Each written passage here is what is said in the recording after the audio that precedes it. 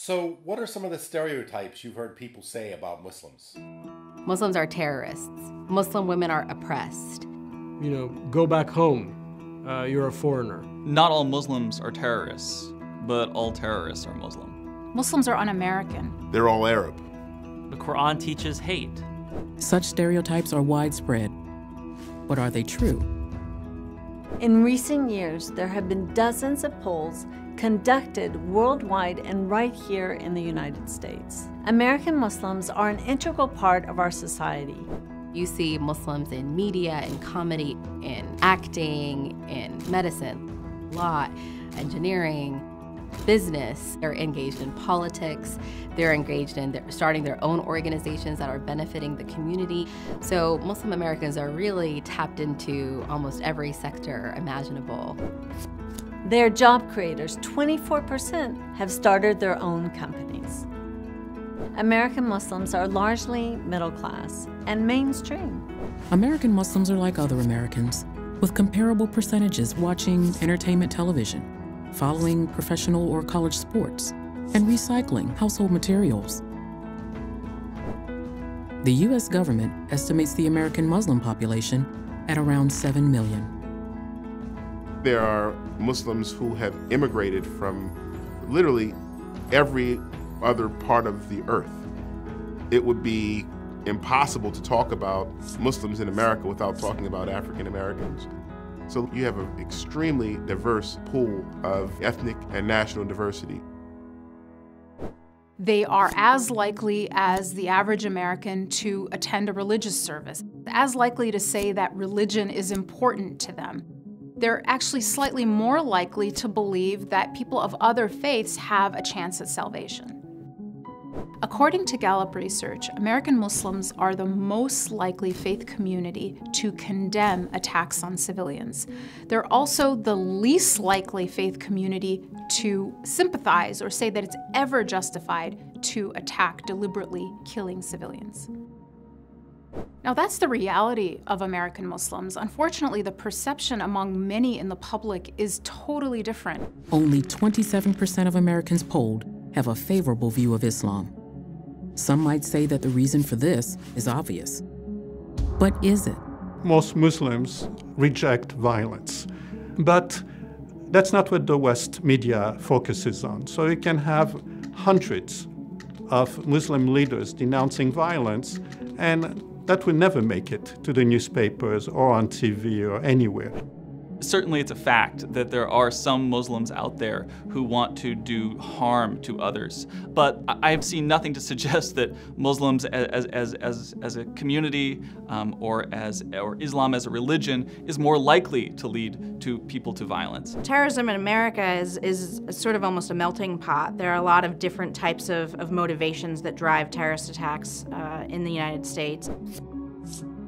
Very few of the attacks that have actually been carried out have been motivated by Islamism. I think a lot of people have a misunderstanding that Muslims are carrying out attacks and they're always targeted at Christians or at non-Muslims, but it is much more often the case that their actual victims are Muslims. According to the National Counterterrorism Center, Muslims worldwide are the main targets of extremist violence and are between 82 to 97% of those killed or injured in terrorist attacks. Then why are Muslims mainly presented as the perpetrators of terrorism rather than as the primary victims? Why don't more Americans view average, faithful Muslims as the true representatives of Islam rather than the extremists? If you feel that other group is threatening, you impute all kinds of vice and evil. You reduce them to stereotypes, and often you use the most extreme member of the other group as representative of that stereotype. What fear does to people, according to neuroscience, is it increases their acceptance of authoritarianism, conformity, and prejudice. The result is the marginalization of Muslims in America's civic, social, and political life. Society is telling them that they're not a part of the American society. They're not a part of the fabric of this country. In a 2010 Gallup poll, almost half of all American Muslims reported experiencing racial or religious discrimination in the past year. So let's ask again, are these negative perceptions fair? The extremists quote from the Quran. Isn't terrorism in the Quran? The Quran does speak about terrorism, but it uses a very specific word. In Arabic, it's called irjaf. And this word irjaf means crooked action to instill fear and violence in people, but that fear and that violence is based on hypocrisy. So according to the Quranic paradigm, terrorism or extremist behavior is really an acting out of hypocrisy. Muslim scholars have written a letter to the leader of ISIS.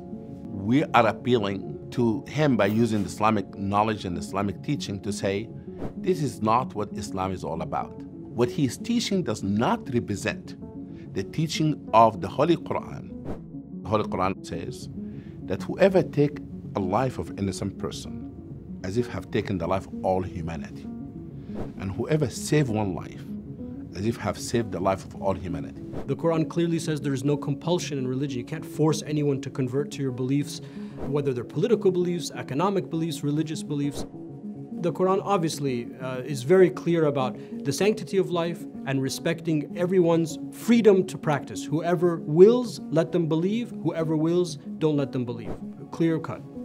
One of the first things that any student of the Islamic tradition learns growing up is the prophetic tradition that says, show mercy to those on earth, and the one in the heavens, or God, will show mercy to you. And that's really the cornerstone of what Islam teaches. Out of my childhood, having grown up as the only Muslim American family in a strong conservative Christian community, I found that for us as children and young people, it didn't matter the color of our skin or the faith that we followed, that we came together based on a shared love of God, our shared values. 1/3 of American Muslims report working to solve a problem or improve a condition in their community. 75% have donated to or assisted local charities. Muslim doctors decided to establish a compassionate network of medical professionals who provide medical services and healthcare free of charge to everybody, to a person of Islamic background, Jewish or Christian, or person who have no faith. There are more than 20,000 Muslim physicians in the United States, and they operate over 100 free medical clinics around the country. So we're actually seeing Muslims respond to Muslim extremists with the teachings of their own faith, basically debunking their actions, their extremism with the core teachings of what Islam really is. What happened in North Carolina when these 3 Muslim students were killed was really traumatic for the Muslim community. And instead of just responding with a statement of condemnation, they responded with love. And a campaign came out of that to feed our local hungry. And within 1 month, we have nearly 300 mosques, Muslim student groups hosting canned food drives around America to feed their hungry neighbors. When there have been national disasters, American Muslims have helped provide relief. Answering the call of their faith, they serve and sacrifice for their fellow Americans in many ways. Muslims are involved in every aspect of the United States of America. They're not the problem, they're the solution. Fear has become toxic. We have to unite. Islam really is a cohesive, complete paradigm of way of life. And when you take it all, then it makes sense. You can coexist with others. You can build wonderful things. You can collaborate. You can be part of civilization. One of the most beautiful stories that I love of the Prophet Muhammad is his first statement upon entering Medina after suffering years of persecution in Mecca. His first words to the people of Medina were to spread peace, to feed the hungry, maintain ties with your family, and to pray at night when others are sleeping. And if you look at that statement, it's pretty amazing because the first 3 things are all about your relationship with other people. It didn't say to feed the hungry Muslims. It didn't say to spread peace to Muslims only, but it's really about connecting to humanity before even your personal connection with God, it was your personal connection with other human beings. Every day, the beliefs of American Muslims are called into question. Don't be fooled by the actions of extremists. Speak up against unfair stereotypes. Share the facts about American Muslims. They represent the real truth about Islam. For more videos and information about American Muslim facts, visit AmericanMuslimFacts.com. #Muslims in America